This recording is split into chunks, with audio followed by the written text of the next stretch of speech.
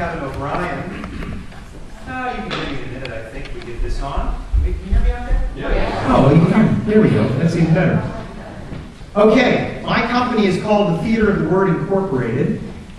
We named it after Karl Wojtyła's troupe, the Theater of the Word, which performed in Nazi-occupied Poland at great risk to the company members and his own freedom and safety. And so we call our troupe the Theater of the Word Incorporated because the word incorporated literally means the Word become flesh. And as the Word became flesh and dwelt among us, so we as actors flesh out in dramatic performance words on the printed page and bring them to life. It is our mission to evangelize through drama, and one of the things, of course, we're doing to sort of reclaim Christian culture is Shakespeare. Now, you may not be aware of this, but this conference is so special that they have not one, but 2 EWTN rock stars that they have booked here. Joseph Pearce hosts a show called The Quest for Shakespeare. I host a show on EWTN called The Theater of the Word. It's one of the most popular shows on the network. It's so popular, it's on at 5:30 in the morning on Thursday.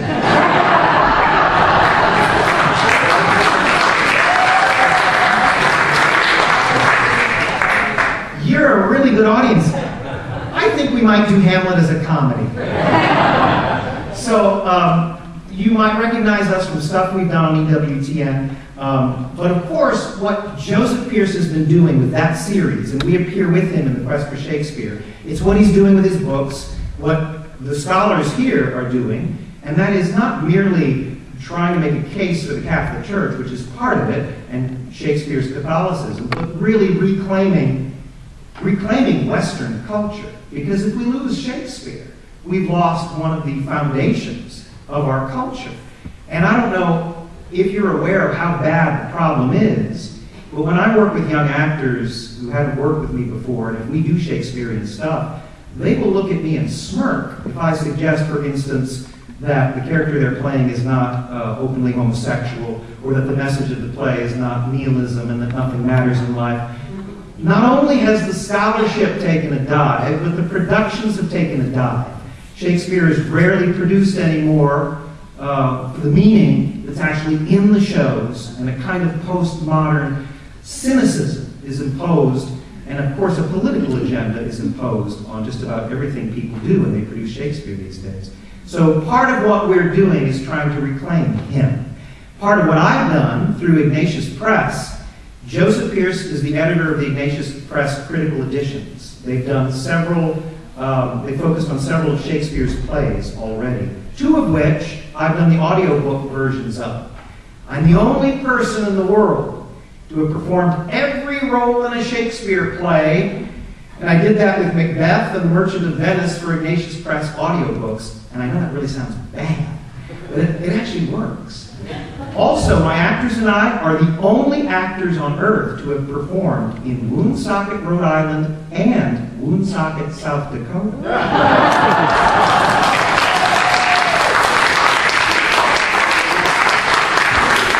You're really in a good mood. It sounds like the afterglow has begun. One of the things you can help us with, Joseph and I have been talking about a project where we could mount a website that would be devoted to at least minimally Christian interpretations, Christian literary criticism of Shakespeare. Even if we don't continue to make the Catholic case, which I think he's done excellently in his books, and which the other scholars here have done, at the very least, if people are Googling high school and college students looking to steal term papers, they need to find a website where they see sane criticism of Shakespeare, sane and sound criticism of Shakespeare. And some of our audio productions of the plays will also be available on that website. So those of you out there who are wealthy enough to come to Newport for fun anyway, and maybe help us by donating to the cause. Also, meet us at our merchandise table outside the auditorium back at the Abbey School, where some of our material is for sale. Joseph's books are for sale at the big table, a ton of books, and they're all wonderful. Be sure to get his stuff. Get our DVDs, our audiobooks, my book. I have a book called The Church of the Kevin. All that stuff is there at our table, so be sure to check that out. Okay, make sure your cell phones are turned off, because you are not charged an admission, but there is a $75 fine if the cell phones go off. And I think that's just about it. Now, it's my pleasure to introduce the introducer. Jamie McGuire is going to talk about Joseph Pearce, and it's our honor to work with him and to be at this conference. I was here last year. I performed Blessed Dominic Barberi when we talked about Newman, and it's a thrill to be back again. So, ladies and gentlemen, Jamie McGuire.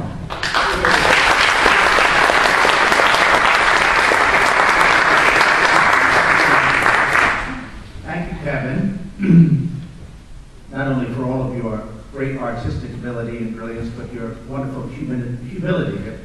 To make the come down from Woonsocket to Newport is difficult indeed. This theater was constructed in 1888 by the firm of McKim, Mead & White, Stanford White being the lead architect on the project, as he was of this entire complex, the Newport Casino with its beautiful tennis courts, tennis court, and International Ball Tennis Hall of Fame. And Oscar Wilde performed here in the 1880s and early 90s. Many other leading players have played here. Since the 60s, however, it is lay unused, a sad, sad state of affairs, which some of the leading citizens of Newport decided to redress several years ago. And the renovation has been ongoing now for a year and a half.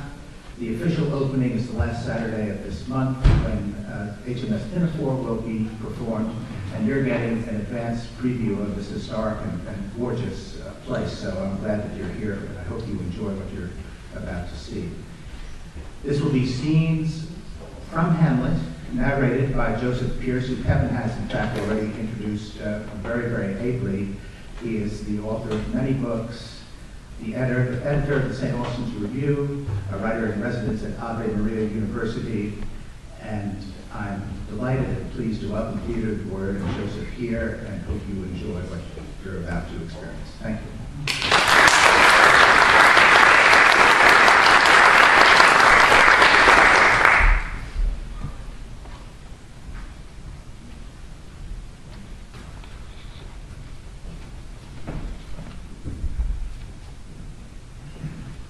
Whither wilt thou lead me? Speak, I'll go no further. Why? I will. My hour is almost come, when I to selfless and tormenting flames must render up myself. Alas, poor ghost. Pity me not, but lend thy serious hearing to what I shall unfold. Speak, I am bound to hear. So art thou to revenge when thou shalt hear. What? I am thy father's spirit, doomed for a certain term to walk the night, and for the day confined to fast and fires till the foul crimes done in my days of nature are burnt and purged away. What that I am forbid to tell the secrets of my prison house. I could a tale unfold whose lightest word would harrow up thy soul. Freeze thy young blood, make thy two eyes like stars start from their spheres, thy nutty and combined locks to part, and each particular hair to stand on end like quills upon a fretful porcupine. But this eternal blazon must not be to ears of flesh and blood. List, Hamlet, list, oh list, if thou didst ever thy dear father love. Oh God! Revenge is foul and most unnatural murder. Murder most foul, as in the best it is. But this, most foul, strange and unnatural. Haste me to know it, that with wings as swift as meditation or the thoughts of love may sweep to my revenge.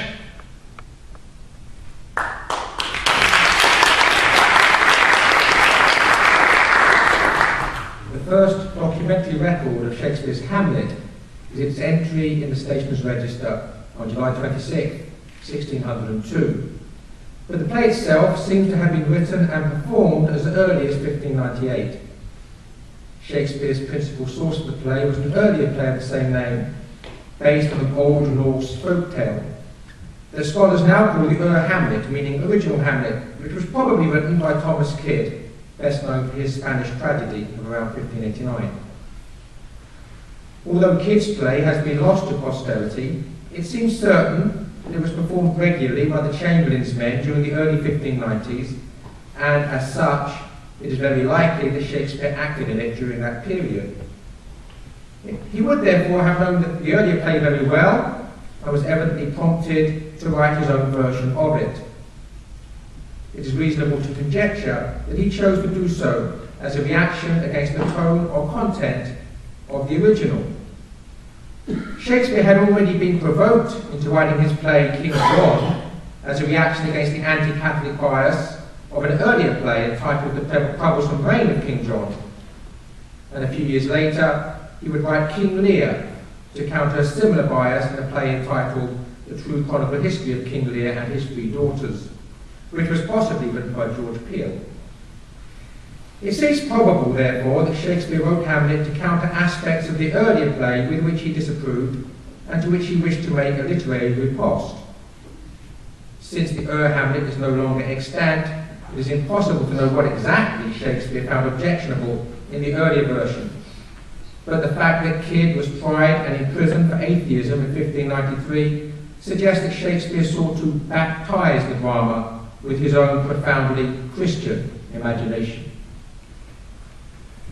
How is it the clouds still hang on? Not so, my lord.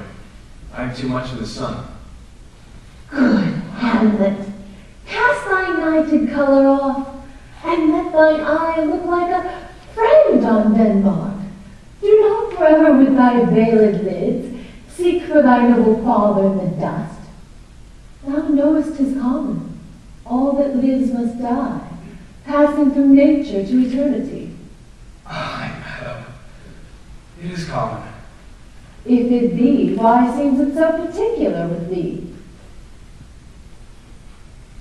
Seems. Why seems it so particular with thee? Asks Hamlet's mother. And this play, which seems so puzzling at first glance, is largely about that which seems and that which actually is. Seems, madam? Nay, it is! I know not seems! 'Tis not alone my inky cloak, good mother, nor customary suits of solemn black, nor windy suspiration of forced breath, no, nor the fruitful river of the eye, nor the dejected behavior of the visage that can denote me truly. These indeed seem, for they are actions that a man might play. But I have that within which passes show. These but the trappings and the suits of woe. In these few words to his mother, Hamlet is exhibiting a deep understanding of metaphysics. He is echoing Aristotle and St. Thomas Aquinas in his distinction between the essence of things and their accidental qualities. At its deepest level of meaning, Hamlet works on this metaphysical and ontological level. The play deals with definitions, with the meaning of things, and with the distinction between those things that really are and those that only seem to be. It's about what things mean, not what things seem. It is about learning to discover the difference between the two. It is the quest for the definite amid the clouds of unknowing. And this is the seemingly insurmountable problem that many postmodern critics face when approaching Hamlet. It is sweet and commendable in your nature, Hamlet, to give these morning duties to your father. But you must know, your father lost a father. That father lost his. And the survivor bound in filial obligation for some term to do obsequious sorrow. But to persever in obstinate condolement is a cause of impious stubbornness. 'Tis unmanly grief. It shows a will most incorrect to heaven, a heart unfortified, a mind impatient, an understanding simple and unschooled. For what we know must be and is as common as any most vulgar thing to sense. Why should we in our peevish opposition take it to heart? 5!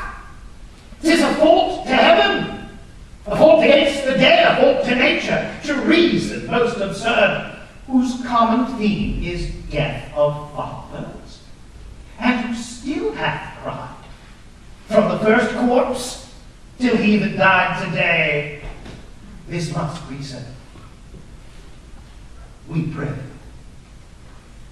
Throw to earth this unprevailing world, and look on us as on a father. For let the world take note, you are the most immediate to our throne, and with no less nobility of love than that which dearest father bears his son, do I impart to you. Certainly, King Claudius, Hamlet's uncle, who, having married Hamlet's mother after the death of Hamlet's father, seems to be expressing a kind of concern for Hamlet. But Claudius is not what he seems. As the ghost tells Hamlet, and as we discover ourselves, Claudius has secretly killed Hamlet's father.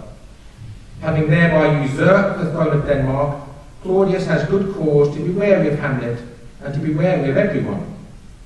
Denmark has become a kind of police state, with spies abounding, like Elizabethan England. But is Shakespeare really referring to contemporary politics in Hamlet? He is, I believe, referring to much more than mere politics. For your intent in going back to school in Wittenberg, it is most retrograde to our desires. And we beseech you, beg, to remain here, in the cheer and comfort of our eye, our chiefest courtier, cousin, and our son. Let not thy mother lose her prayers, Hamlet. I pray thee, stay with us and go not to Wittenberg. Take, for example, the fact that Hamlet has been studying in Wittenberg. Wittenberg, as was known to everyone in Shakespeare's audience, was the university which Martin Luther taught, which is generally considered to be the birthplace of the Protestant Reformation. Clearly, since Wittenberg is gratuitous to the development of the plot and is not present in the folk tradition that serves as the play's source, Shakespeare has deliberately infused an element of contemporary religious controversy into the play. And yet he does so in a way that suggests that his sympathies are not with the reformers. It could be argued, and indeed has been argued, that much of Hamlet's angst-driven introspection in the early parts of the play are the result of his grappling with the inadequacies of Protestant theology. There, my blessing with thee, and these few precepts in thy memory, see thy character.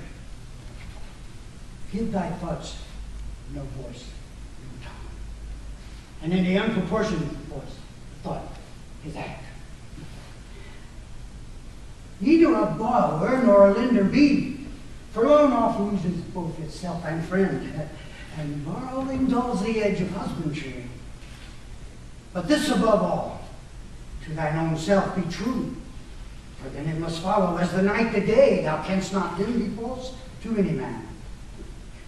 Farewell, my blessing season this will be. Polonius, the father of Laertes and Ophelia, and one of King Claudius's spies, counsels his son with a number of humanistic platitudes, one of which is, to thine own self be true, the epitome of subjectivism exhibited in the Protestant doctrine of sola scriptura, the idea that each individual can make the Bible what he will, and can interpret not only scripture, but by extension all reality, both natural and supernatural, from an entirely subjective and hence ultimately relativistic point of view.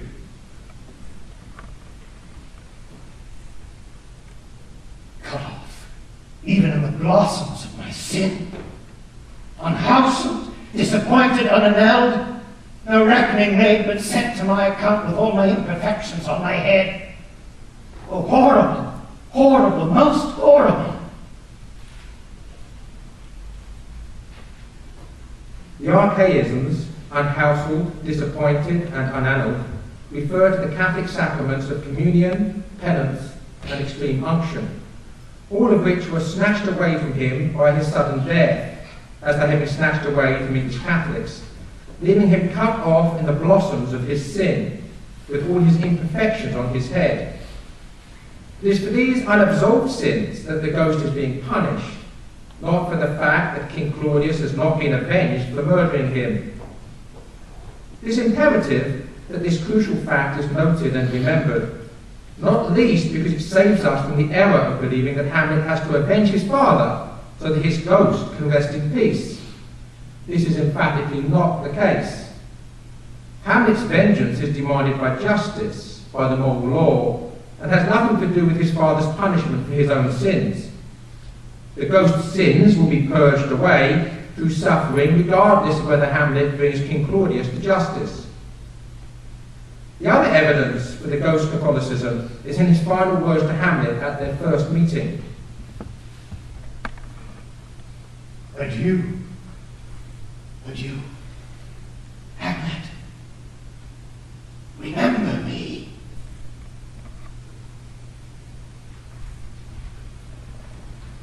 This is much more than a mere farewell. The ghost is literally saying, of course, to God, to God, to God, remember me in your prayers. The theologians of the Protestant Reformation had poured scorn upon the practice of praying for the dead, dismissing such pious practices as papist superstition.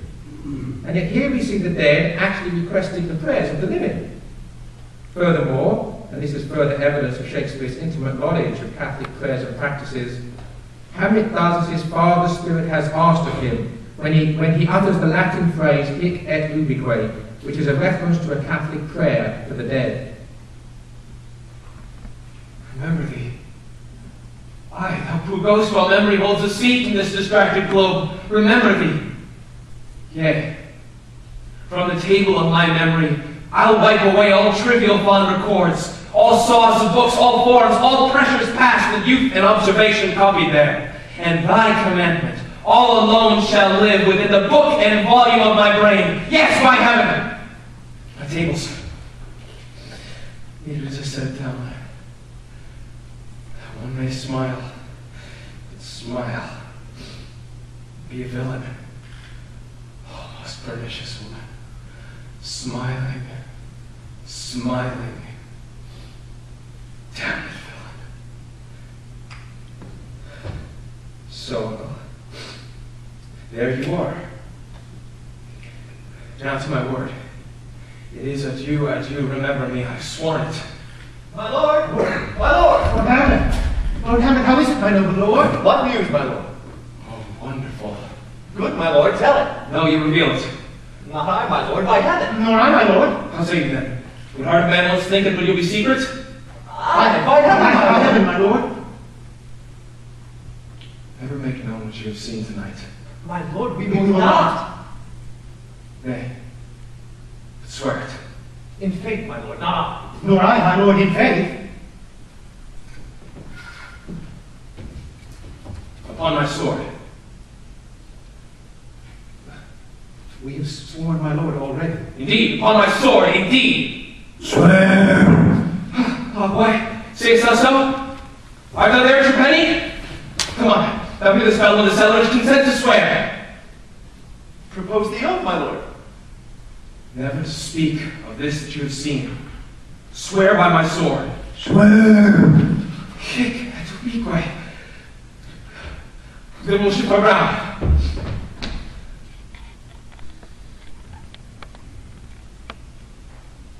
Hamlet says of the ghost hic et ubique, which is Latin for here and everywhere. And while on the surface this refers to the ghost's voice following the young men wherever they go, it should be seen in the context of what in Elizabethan England had become a suppressed Catholic prayer for the souls of the dead in purgatory. The suppressed Latin prayer can be translated thus: for the souls of your servants and for all Catholics here and everywhere who sleep in Christ, receive this host, Lord, our kind oblation, that those whose horrible chains have been cast off by your singular sacrifice may by that same sacrifice be rewarded with eternal life. But see what happens next. Come hither, gentlemen, and lay your hands again upon my sword, never to speak of this that you have heard. Swear by my sword. Swear. Oh, Jesus. Consent to swear. Oh, day and night, but this is wondrous strange. Therefore, as a stranger, give a welcome. things in heaven and earth, Horatio, that are dreamt of in your philosophy.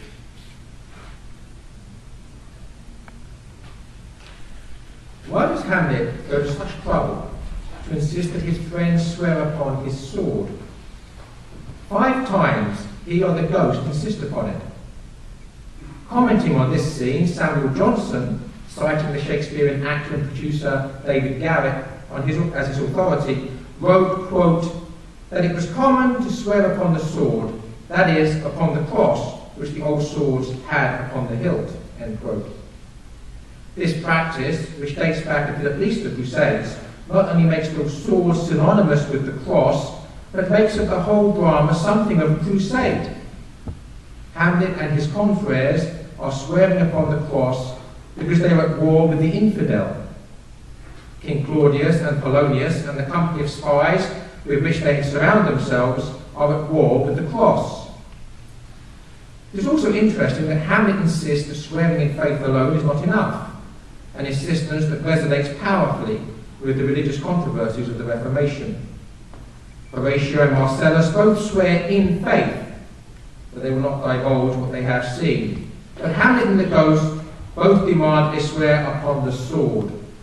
In insisting that faith alone is not sufficient, Hamlet and the ghost are taking the Catholic side in the dispute between the Protestant belief in sola fide, by faith alone, and the Catholic doctrine of faith and works. Here, the sword represents the need to work for salvation.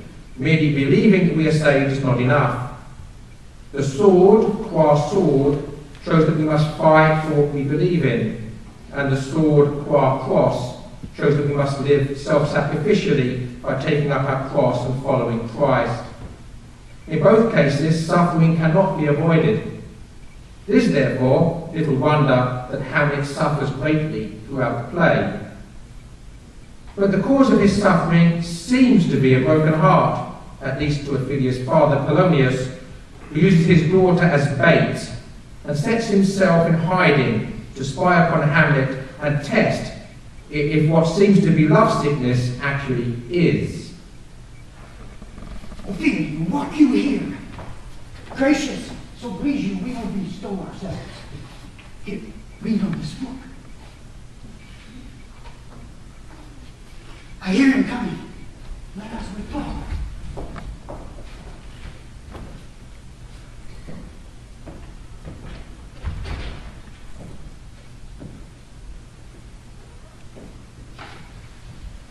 To be?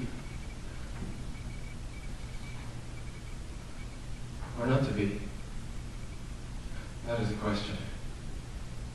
Whether it is nobler in the mind to suffer the slings and arrows of outrageous fortune, or to take arms against the sea of troubles, and by opposing to end them, to die, to sleep no more, and by sleep to say we end the heartache and the 1,000 natural shocks that flesh is heir to. 'Tis a consummation devoutly to be wished, to die, to sleep,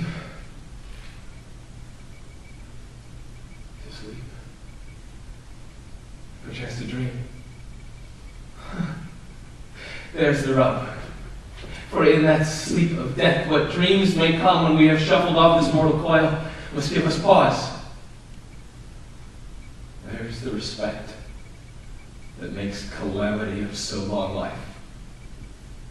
For who would bear the whips and scorns of time, the oppressor's wrong, the proud man's contumely, the pangs of despised love, the law's delay, the insolence of office, and the spurns the patient merit of unworthy takes, when he himself made his court to speak with a bare bodkin? Who would mortals bear, to grunt and sweat under a weary life, but the dread of something after death, that undiscovered country from whose bourne no traveler returns, puzzles the will. It makes us rather bear the ills we have than fly to others that we know not of.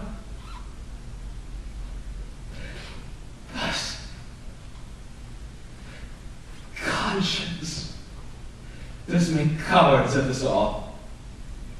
And thus, the native hue of resolution is sickly o'er with a pale cast of thought, and enterprises of great pith and moment with disregard their currents turn awry.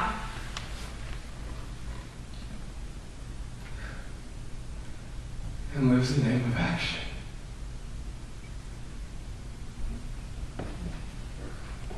In this most famous speech, we learn that Hamlet's predicament has brought him to the brink of suicide.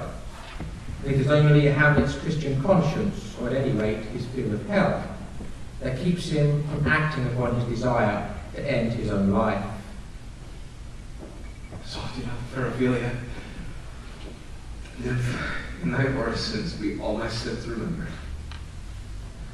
Good my lord.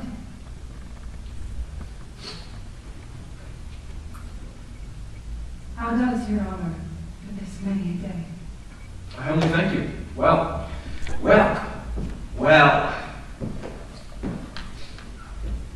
lord, I have remembrances of yours that I have longed to redeliver. I pray you now receive them. Oh, not I. I never gave you aught. My honored lord, you know right well you did. And with them, words of so sweet breath composed, made the things more rich. Their perfume lost, take these again, for to the noble mind rich gifts wax poor, when givers prove unkind. Ever. Are you honest? Are you fair? What means your lordship? That if you be honest and fair, your beauty should admit no discourse to your honesty. Good beauty, my lord, have better commerce than with honesty. Aye, truly. For beauty will sooner turn honesty from what it is to a bawd. And the force of honesty could translate beauty into his likeness. This was sometime a paradox, but now the time gives it proof. I did love you once. Indeed, my lord. You made me believe so.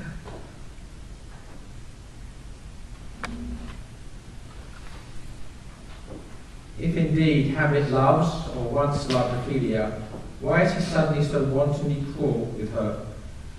Is it merely his feigned madness, his stress over his encounter with the ghost and what the ghost has told him to do? One of the difficulties with both Shakespearean scholarship and the dramatic production of Shakespeare's plays is that very few stage directions are included in the texts, and those which are there are probably not original to Shakespeare. Sometimes the only clues we have as to what stage action is happening in a scene are the lines the characters speak. Would this scene make more sense, for example, if played like this? No, not I. I never gave you aught. My honored lord, you know right well you did. And with them, words of so sweet breath composed, has made the things more rich. Their perfume lost, take these again, for to the noble mind, rich gifts wax poor when givers prove unkind. There, my lord.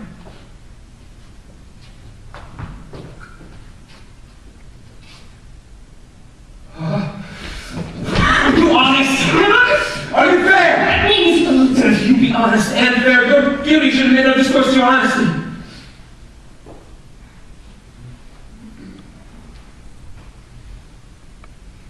Later he asks, suddenly and for no apparent reason, "Where's your father?" prompting another nervous and lying response from Ophelia. If Hamlet believes that Ophelia is betraying him to the king's spies, as are his college chums Rosencrantz and Guildenstern, his cruel words to Ophelia take on new life. And when we better understand the horrors of the Elizabethan police state, in which wretches and Catholics were spied upon and betrayed by Elizabeth's minions, then both the atmosphere of Hamlet's Denmark, in which something is very rotten indeed, as well as the full scope of the pressures facing young Hamlet himself, become much more clear. But Hamlet does not operate in an atmosphere of clarity. In fact, things are very murky in Denmark, and Hamlet must see through a glass darkly the opaque fog of sin that surrounds him. In a moment of rage, he lashes out against a figure wrapped in a curtain that he believes to be the king, but is in fact only Polonius, who once again has been hiding and spying. What? Oh, help! Help! Help! How now, rat? Dead for a ducat! Dead! I am slain! Oh me! What hast thou done? Nay, I know not. Is it the king? Oh, what a rash and bloody deed is this! A bloody deed. Almost as bad, good mother, as kill a king and marry with his brother. As kill a king? Aye, lady, 'twas my word.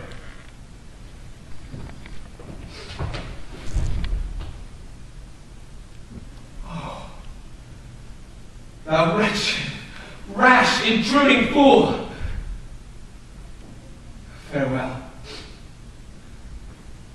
I took thee for thy better. Take thy fortune. Thou find'st to be too busy. Is some danger.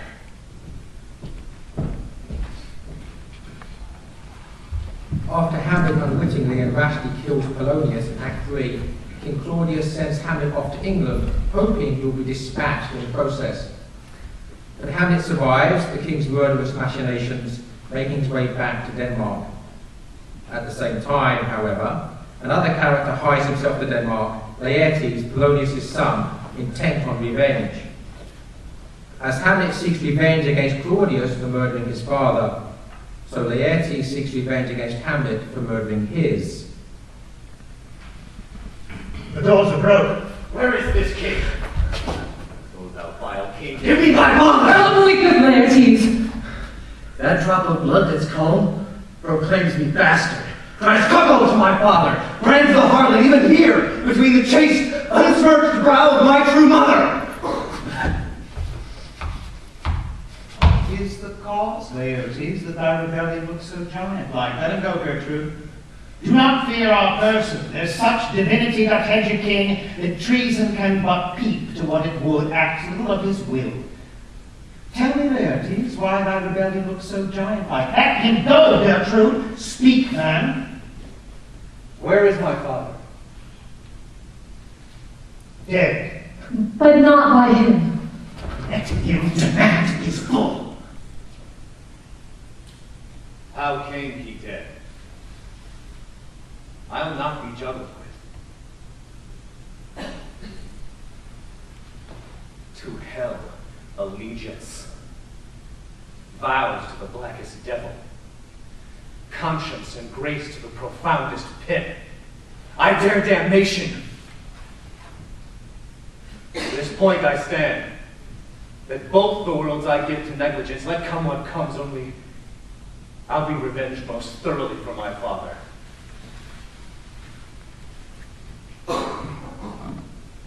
This expression of outrage differs to a shocking degree from Hamlet's reaction to the news of his own father's murder. While Hamlet at first is incensed, he ponders and delays and attempts to discover what actually is and not what merely seems.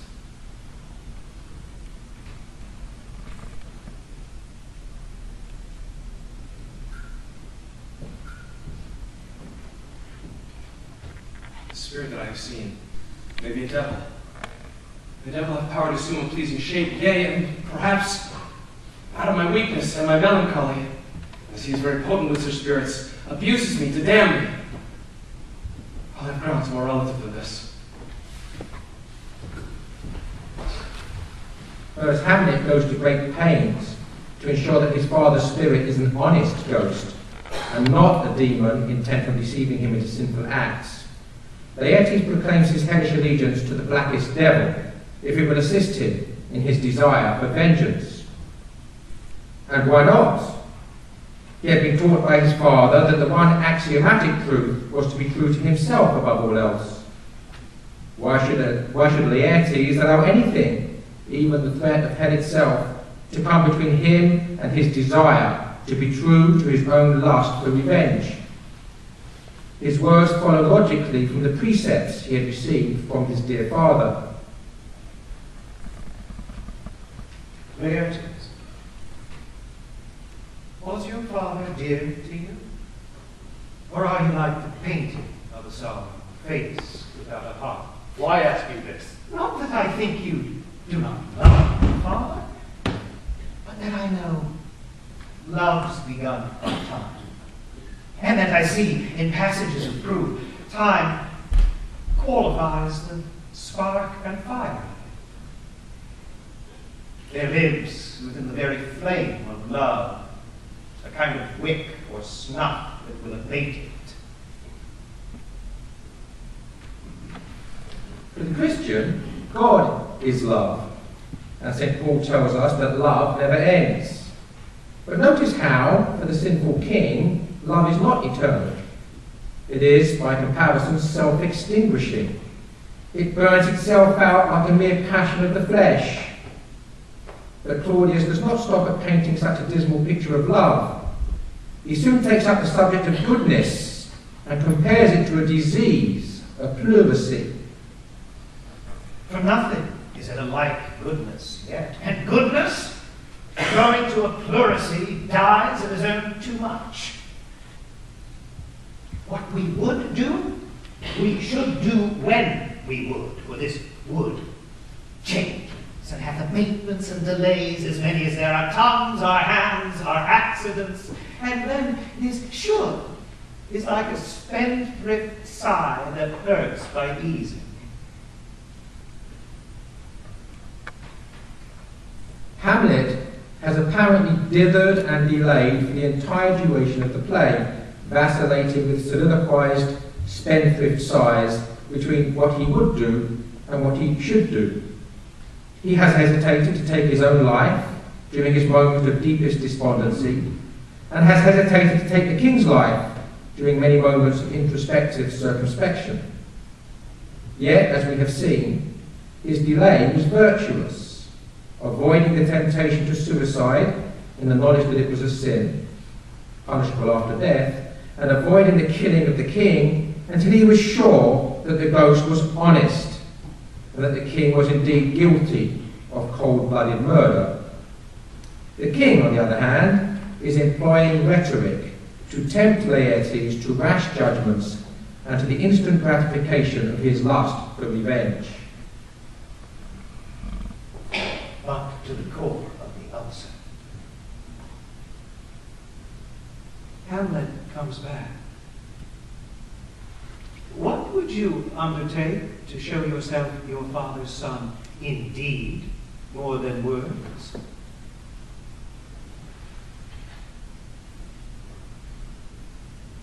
To cut his throat in the church.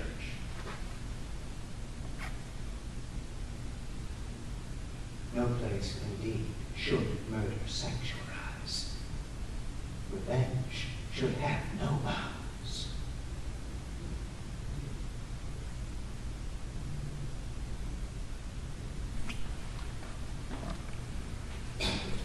The king's words are doubly damnable. First, because they are stating that revenge has no bounds, that it has right that not even the love of God or the laws of religion can mitigate. But secondly, because we know what Laertes does not know, that the king is himself a murderer. The king, as an unholy ghost, is pouring the poison of infernal rhetoric into Laertes' unknowing ear, killing him with the venom of his words, as surely as the envenomed sword will kill him later, as the play nears its end. And how will this end come? Shakespeare is presenting us with pairs of mighty opposites, and one wonders how the play will resolve itself. Which of the mighty opposites will prove stronger, Machiavellian rule politic or Christian principle? The own self above all secular politics of King Claudius, Polonius, Elizabeth, and William Cecil, or the Christian convictions of Hamlet, Shakespeare, and the English martyrs to whom the play alludes? We see at least by Act 5 that Hamlet is recovering from both his feigned madness and from his earlier despondency. Our indiscretions sometimes serve us well when our deep plots do pall, and that should learn us there's a divinity that shapes our ends. Rough hew them how we will. These words of Hamlet are among the most important in the whole play. In the final scene, Hamlet comes to the realization that the unfolding drama is governed by the will of God. It is the omnipotent hand of divine providence that is directing the play. Try as they will not defeat the will of God. Defy and deny the heavens will not be denied. Not a whit. We defy augury. There is special providence in the fall of a sparrow. If it be now, 'tis not to come. If it be not to come, it will be now. If it be not now, yet it will come. The readiness is all. Since no man of aught he leaves knows what is to leave betimes. Let be. Let be is the literal translation of Amen. Again, there is so much in these few lines of crucial importance to our understanding of the play. In the first instance, we are witnessing, perhaps for the first time, a real serenity on Hamlet's part, a true peace that arises from his knowledge and acceptance of providence. He is now ready for what follows, whatever it might be, and as he tells us, the readiness is all. The play reaches its own readiness, its own ripeness, in the readiness of Hamlet to put his trust in God. When Hamlet says, there is special providence in the fall of a sparrow.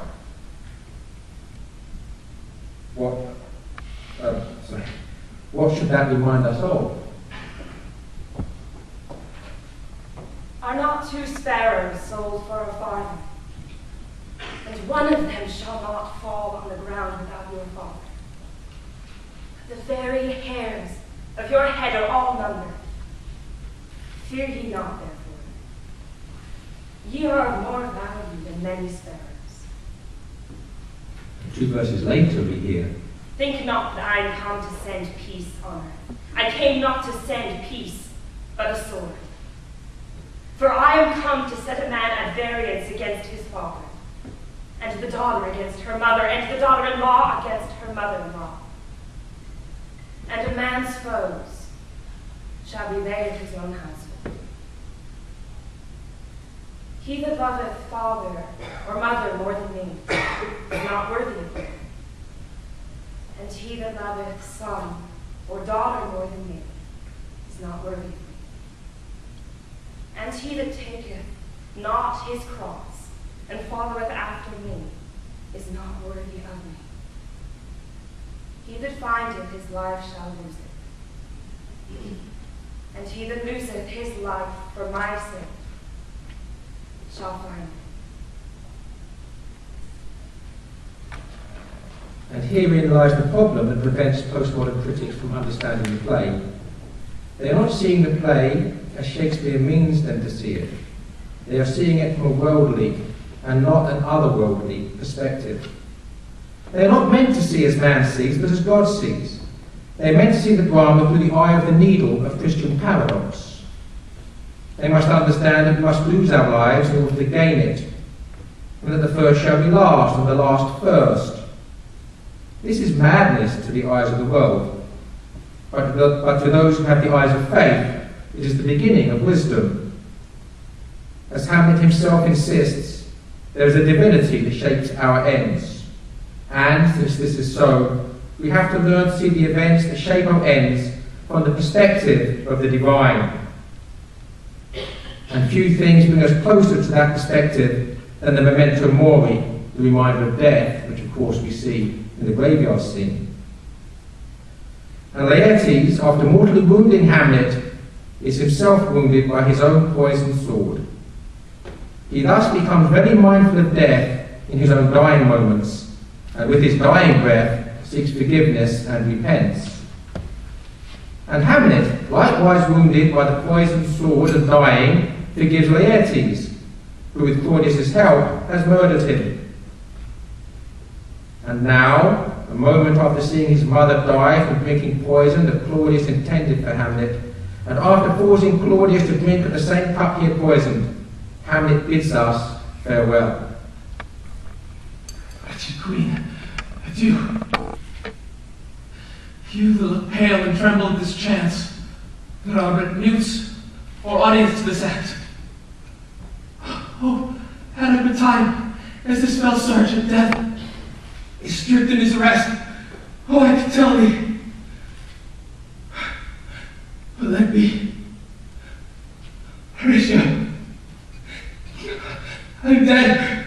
Thou livest. Report me my cause right to the unsatisfied. Oh, I die, Horatio. The bone poison quite overcrowns my spirit.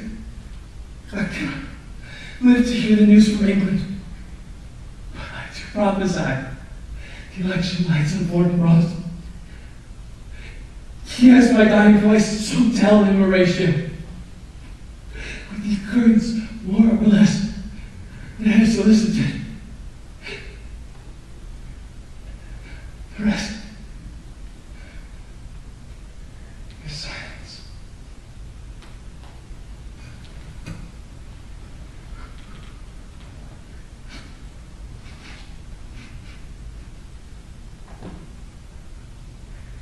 Thou cracks a noble heart.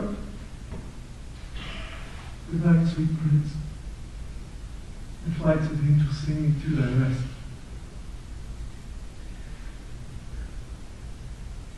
Why does the drum come hither?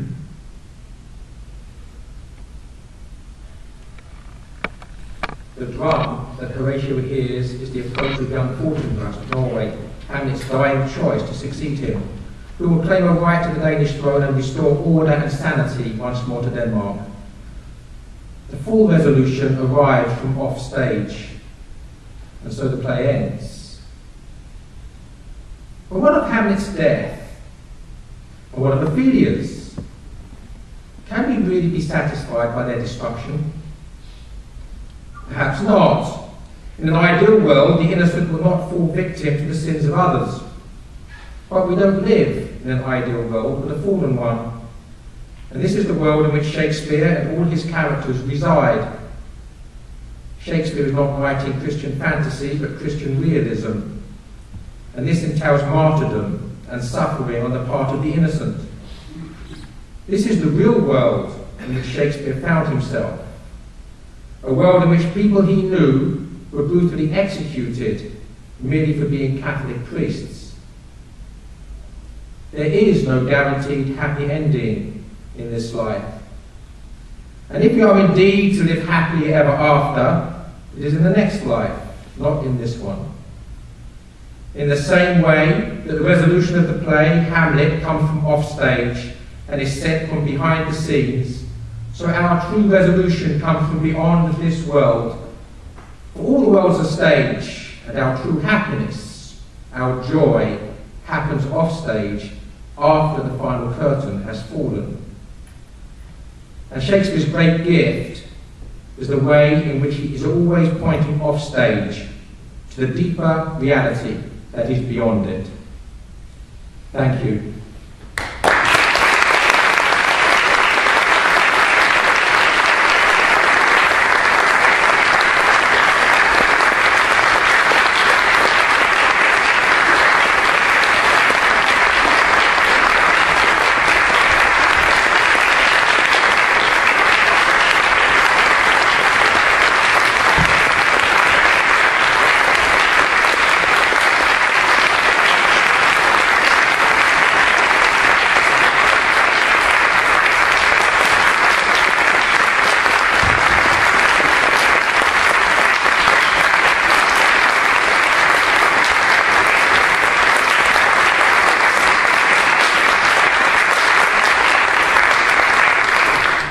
like this is what we do on the EWTN series, The Quest for Shakespeare. So find out when it's on and watch it, or get the DVDs from EWTN, and visit our merchandise tables and all that other good stuff. It's really a great joy and a blessing for all of us to be here. Thank you, and we'll see you back at the ad.